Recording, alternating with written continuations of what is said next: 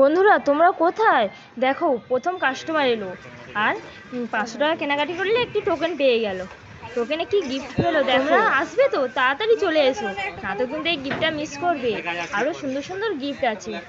চলো আর ধৈর্য না ধরে এবারে দেখা যাক এরা কি পেলো। তাড়াতাড়ি আমরা দেখে নেবো এখন আমাদের প্রথম কাস্টমার কি পেলো।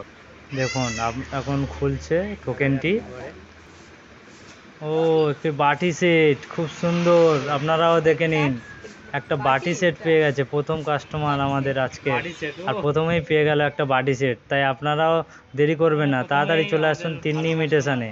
দেখুন আমাদের কি প্রথম কাস্টমার কি খুশি, দেখুন বাটি সেটটি পেয়েছে।